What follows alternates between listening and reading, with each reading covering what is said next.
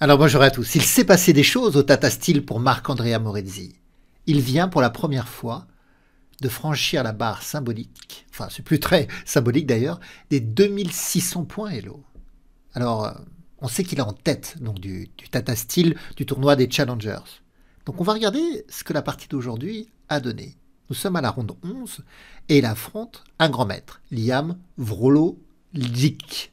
Je ne sais pas comment on le prononce, c'est la première fois que je prononce son nom. Alors Marc-Andrea Morezzi a les blancs, il ouvre avec le pion roi, E4, E5 asymétrie, cavalier F3 on attaque le pion central, cavalier C6 on défend, et fou B5, l'ouverture espagnole.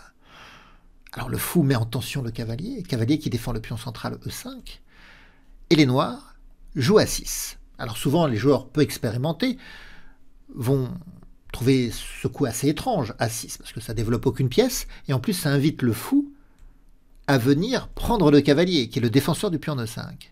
Alors Marc-Andrea Morezzi, il va décliner cette invitation à l'échange et il va reculer en A4 avec son fou. Mais si on prend le cavalier, que se passe-t-il? Bien, les noirs doivent reprendre du pion D, ce qui contrevient d'ailleurs à la règle de reprendre avec les pions vers le centre. Mais là, c'est pour une bonne cause. Il va falloir récupérer le pion central lorsque les blancs vont prendre en E5. Eh bien, le fait que le pion D soit venu en C6, ça va ouvrir la colonne à la dame, et la dame va pouvoir venir en D4 attaquer le cavalier et le pion. Les blancs devront sauver leur cavalier, ils perdront leur pion central, et cette position ne sera pas très bonne pour les blancs, parce que même s'il y a équilibre matériel, enfin en tout cas d'un point de vue comptable, en réalité les noirs, ils bénéficieront de la paire de fous dans une position ouverte. Très ouverte même. Donc ça donnera un petit avantage aux noirs. C'est pourquoi, après le coup à 6, Marc-Andrea Morezzi, il ne va pas, bien sûr, chercher à gagner le pion, il recule son fou en A4. Et ce sont les noirs qui jouent cavalier F6 et qui attaquent le pion central. Et maintenant, ce sont les blancs qui vont laisser ce pion. Ils vont faire petit roc. Parce que si les noirs laissaient le pion E5 en préparant une contre-attaque, eh bien les blancs en font de même. Ils laissent le pion E4 pour préparer une contre-attaque.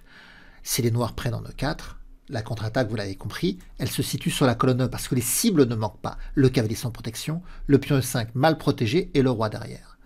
Donc ça invite à jouer tour E1, ou même un peu plus précis, jouer D4 d'abord pour saper le pion E5, pour détruire le pion E5, pour que tour E1 arrive avec davantage de force. Donc dans la position, les noirs, eh bien, ils font comme les blancs, ils ne touchent pas au pion. Et ils se développent. Fou E7. Maintenant, les blancs vont défendre le pion E4. Alors, principalement d'ailleurs parce que les prochains coups pour les blancs, les prochains coups de développement défendent tous pratiquement le pion E4, que ce soit tour E1, pion D3 pour développer le fou, cavalier C3, tous les coups se dirigent vers E4. Donc là, c'est tour E1 qui est joué. Alors, les noirs jouent B5, parce que maintenant, les blancs pouvaient vraiment prendre le cavalier et gagner le pion central. Alors, ils jouent B5 justement pour éviter cet échange d'arrivée, donc fou B3. Petit roc. Les blancs jouent à 4. Ils menacent de prendre en B5 parce qu'une reprise du pion A ouvrirait la colonne et gagnerait la tour. Donc les noirs jouent tour B8. Prise en B5. Prise en B5. Et là, c'est intéressant. C'est intéressant. Ici, Marc-Andrea Morezzi va jouer cavalier C3. L'un des coups critiques de la théorie, c'est l'avance du pion en C3. L'avance du pion en C3 qui permet d'appuyer la poussée D4 avec le pion C3 qui va aider donc comme un marchepied cette poussée, et qui libère la case C2 pour le fou. Parfois, ça peut être utile. Et pourquoi je dis que c'est critique? Parce que si on joue C3, on laisse les noirs pouvoir jouer la fameuse variante du Gambit Marshall. C'est de jouer D5 immédiatement. Alors, c'est pas comme ça que c'est produit la partie, mais je vous montre les quelques coups, vous les connaissez peut-être, mais parfois ça rafraîchit la mémoire. Donc dans le Gambit Marshall, inventé par le joueur Marshall, les noirs vont sacrifier un pion pour obtenir une attaque contre le roi blanc. Parce que cette poussée en D5, après tout, on se dit, mais où il est le pion sacrifié? Les blancs peuvent prendre 2 fois, mais les noirs défendent 2 fois. Oui, mais lorsque le pion E4 va prendre, ça va libérer la tour qui va aider le cavalier, qui va s'associer au cavalier pour aller gagner le pion E5. Donc les blancs prennent, les noirs reprennent, les blancs prennent, les noirs reprennent, les blancs prennent, et ça y est, les blancs, ils ont gagné un pion central. En plus, ils attaquent le cavalier D5. Et pourtant, cette position va offrir une contre-attaque aux noirs. Habituellement, les noirs jouent C6 pour stabiliser le cavalier. Et après, ils menacent fou D6 avec le fou qui attaque la tour en visant H2. La dame qui pourra rentrer en H4 en visant H2. Et donc, les blancs vont devoir jouer des coups comme G3 ou en H3, ce qui va régaler le fou C8 qui visera également dans cette direction. Donc le problème dans le Gambit Marshall, c'est que les blancs, pour gagner le pion central, ils ont été obligés de troquer leur cavalier F3, un cavalier de l'aile roi, contre un cavalier noir qui était à l'aile dame. Et donc ça fragilise leur aile roi, l'absence de ce cavalier en F3, et les noirs vont avoir comme ça un trio de pièces qui vont attaquer en direction du roi, et même le cavalier D5 qui peut également se mêler à l'attaque. Donc dans la position, ici Marc-André Amorezi n'en veut pas du Gambit Marshall. Il ne veut pas jouer C3 et se prendre D5. Il ne veut pas prendre ce pion. Et il va jouer cavalier C3. Il se développe en triplant donc le contrôle de D5. Donc D5 n'arrive pas. Mais le fait de ne pas avoir joué C3 laisse la possibilité au noir de jouer cavalier D4. Bon, c'est un coup critique cavalier D4 parce que les blancs peuvent prendre le cavalier, ce qui s'est produit dans la partie, mais les blancs pourraient aussi gagner le pion en E5. Mais si on prend le pion en E5, le cavalier en D4, il était venu évidemment pour éliminer le fou, et ça dégrade la structure de pion des blancs, pour la présence de ces pions doublés. En plus, ici, il y a la poussée B4 qui va arriver, chassant le cavalier C3, et si le cavalier vient en A4, il sera un peu hors jeu. S'il vient en D5, ça va permettre une prise en D5 et de nouveau des pions doublés. En plus, les noirs ont la paire de fous, le fou va se mettre en B7, certainement avec une belle action. Donc, c'est pas intéressant dans la position d'aller prendre le pion en E5. À cause donc de cette prise en B3, suivi du coup B4 qui déstabilise trop les blancs. Donc, Marc-André Amorezi, il va prendre le cavalier en D4 avec son cavalier. Donc, pion reprend. Là, le cavalier C3 est attaqué. On pourrait aller en D5, mais ça proposerait des échanges. Cavalier E2 a été joué. En réalité, ça va aussi simplifier la position centrale, puisque les noirs prennent en E4 et les blancs prennent en D4. Voilà, il n'y a plus de pion au centre. En plus, la tour est libérée. Le cavalier est attaqué, il vient en C5 pour aller prendre la paire de fous. Marc-André Amorezi ne veut pas lâcher son fou qu'il estime dans une position assez ouverte d'ailleurs, donc le fou a de l'influence. Les noirs jouent fou F6, attaque le cavalier qui se déplace en F3, fou B7, fou prend, tour prend. Et finalement, la structure de pion est assez proche. Le rapport matériel est identique. Dame de tour, fou de case noire, cavalier. Et les noirs ont l'air même mieux développés. Mais le trait est au blanc, l'initiative est au blanc, et ils vont s'en saisir en jouant D4, repoussant le cavalier et libérant le fou C1. Cavalier E6. Et là, dans les analyses, l'ordinateur montre que la poussée en D5 est intéressante pour encore déstabiliser le cavalier. Marc-André Amorezi va jouer tour A3. Alors tour A3 c'est excellent, mais on aurait pu jouer D5 d'abord avant de jouer tour A3. Parce que là, les noirs vont jouer C6 justement, ils contrôlent la case D5. Mais pourquoi tour A3 c'est excellent? Parce que là, Marc-André Amorezi, en réalité, il prépare une attaque contre le roi noir. Bon, l'attaque peut être bloquée, hein. Mais c'est intéressant, cette idée de coulisser la tour sur la troisième rangée. L'idée qu'elle rejoigne la case H3, que la dame vienne en H5 pour aller ici asticoter le pion H7 avec le fou C1 qui vise, le cavalier en F3 qui est pas loin, la tour qui est sur la colonne E, une colonne centrale proche de l'aile roi. Donc finalement, toutes les pièces blanches peuvent se mêler à l'attaque. Mais les noirs ont aussi quand même des pièces en défense. Alors, les blancs jouent cavalier E5. Le cavalier monte en E5 et libère la troisième rangée. Tour E8. Tour H3, voilà, ça menace dame H5. Et donc là, il faut parer à l'arrivée de la dame en H5. On pourrait jouer G6. Mais cavalier F8 a été préféré, avec le cavalier qui défend H7. Et la tour qui est libérée sur la colonne. Marc-André Amorezi, comprenant que l'attaque sur la colonne H est vouée à l'impasse, il remet sa tour en E3. Il double sur la colonne ouverte, avec une menace de prendre en C6. Parce que le cavalier attaquerait la dame, et ça libérerait les deux tours qui attaqueraient la pauvre tour noire qui ne serait pas assez défendue.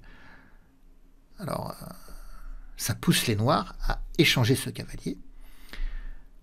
Et voyez comment la position s'est retournée. Tout à l'heure, on pouvait estimer que les noirs étaient plutôt bien développés, avaient un jeu libéré. Et finalement, maintenant, c'est le blanc qui maîtrise l'espace central. Regardez, la structure de pion s'est modifiée depuis que le pion D a repris en E5. Et regardez les deux colonnes semi-ouvertes entre la colonne semi-ouverte D et la colonne semi-ouverte E. Et vous allez remarquer que l'empan frontal des blancs est supérieur au noir. Derrière le pion D, les noirs ont une case. Derrière le pion E, les noirs ont trois cases. Alors que les blancs, ils ont 1, 2, 3, 4, 5, 6, 7, 8, 9, 10 cases. Et donc, il y a énormément d'espace. Alors, ça affole un peu les noirs. En réalité, même si les blancs ont pas mal d'espace, il y a eu beaucoup d'échanges de pièces. Donc, c'est pas si facile pour les blancs de convertir ce type d'avantage ici. Et il fallait pas paniquer. L'ordinateur conseille ici tout simplement de mettre la tour sur la colonne ouverte. Mais les noirs paniquent. Ils paniquent et ils jouent F6. Ils essayent de simplifier la position en se disant que sur la prise, ils vont échanger les tours, reprendre de la dame, essayer de se décongestionner, essayer de se libérer comme ça. Mais il y a une petite astuce. Marc-André Moretzi prend F6, tour prend E3. Et là, que joueriez-vous avec les blancs? Je vous invite à mettre la vidéo sur pause pour voir si vous allez jouer comme le champion français et le champion du monde junior, puisqu'il est champion du monde junior, Marc-André Moretzi. A tout de suite. Vous avez trouvé? Alors ici, il ne faut pas simplement reprendre en E3, parce que les noirs reprennent en F6, et finalement, les noirs peuvent passer l'orage ici. Marc-André Moretzi, il est très précis. Il va jouer F7. Le pion F était perdu de toute façon. Donc il va jouer en F7 pour aller débusquer le roi, lui faire sortir le museau de la tanière. Et le roi, il sort. Difficile d'ailleurs de tolérer la présence du pion F7, donc le roi prend. Maintenant, on reprend. Le roi noir doit perdre un temps à repartir en G8. Fou C5, on s'installe.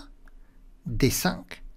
Dame E2. Et on voit que les blancs maîtrisent la position. Le fou est placé idéalement. Il est supérieur ici au cavalier. En plus, il bloque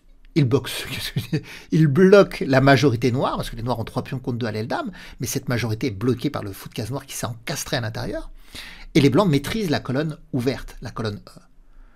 L'idée d'ailleurs va être de rentrer en E8, parce qu'après dame prend, tour reprend, on attaquerait 2 fois le cavalier qui est cloué. Les noirs se sont mis sur la colonne, tour F7, on peut les comprendre, ça défend le cavalier, ça essaye de jouer sur la colonne. Dame E8, et là, les noirs ne veulent pas échanger les dames. Ils ont joué dame G5, ils essayent de trouver de l'activité, du contre-jeu, parce que l'échange des dames va paralyser les noirs en réalité. Ça attaque 2 fois le cavalier qui est cloué, donc le roi bouge pas, la tour bouge pas en fait. Et si les noirs cherchent à rompre le clouage en jouant G6 et roi G7 pour donner liberté de mouvement au cavalier, par exemple G6, on joue tour C8, on attaque, donc tour F6, et là les blancs peuvent essayer d'évoluer. Je sais pas, par exemple en amenant le roi pour essayer de pénétrer à l'aile dame, attaquer le pion C6, ou alors en essayant de faire monter progressivement, graduellement, la majorité de 3 pions. Donc les blancs peuvent essayer d'évoluer, parce que les noirs, en réalité, ils ne peuvent pas casser le clouage. Ils ne peuvent pas jouer roi G7. Parce qu'il y aurait fou D4. Par exemple, si on joue roi F1 et que les noirs jouent roi G7, on joue fou D4 et un nouveau clouage fatal. Donc du coup, la tour doit rester à la protection de 6-6, mais elle doit rester à la protection du cavalier. Le roi doit rester à la protection du cavalier et ne peut pas passer en G7 et ne peut pas passer en F7 non plus parce que ça interférerait la défense de la tour sur le cavalier. Donc les noirs sont muselés en fait. C'est pour ça que dans la position, le grand maître avec les noirs, il ne fait pas de ça. Donc il prend l'air, dame G5. Alors il perd le pion C6, mais il rentre en D2, il attaque la tour et le pion, il fait une fourchette. Dame E8, ça prend C2, ça prend B5 et les blancs... Ils ont gagné un pion maintenant. H6, H3, les deux joueurs se donnent un peu d'air pour leur roi. Roi H7, Dame E8, attaque la tour qui vient en F6, B4. Donc les blancs, ils ont un bon pion de plus avec ce pion passé. Alors les noirs aussi ont un pion passé, mais pas facile à avancer. Il y a un contrôle de la case D4. Et les blancs ont une meilleure couverture de pions pour protéger leur roi. Ils ont bien 3 pions. Et le pion F2, même s'il est ciblé par les pièces lourdes, le fou C5, il est idéalement placé, autant offensivement que défensivement, en fait. La dame vient en F5.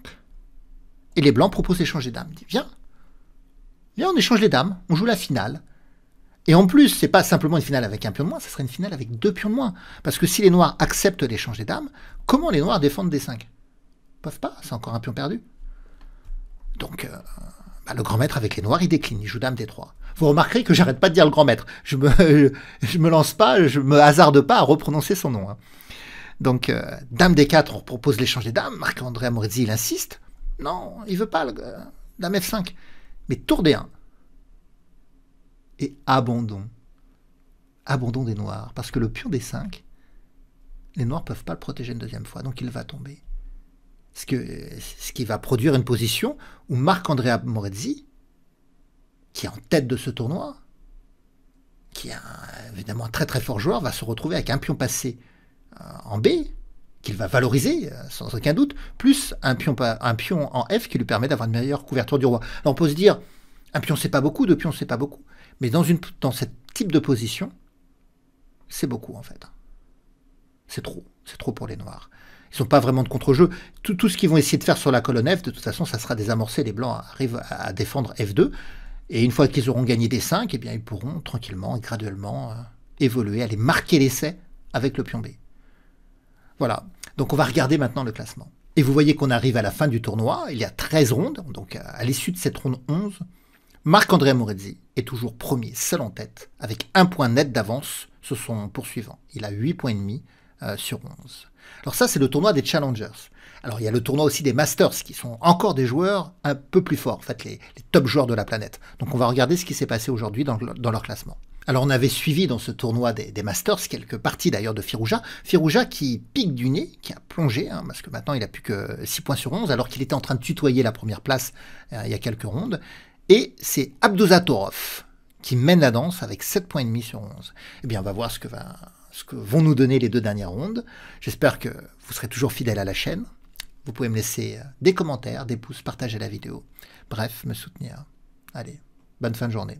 Au revoir à tous.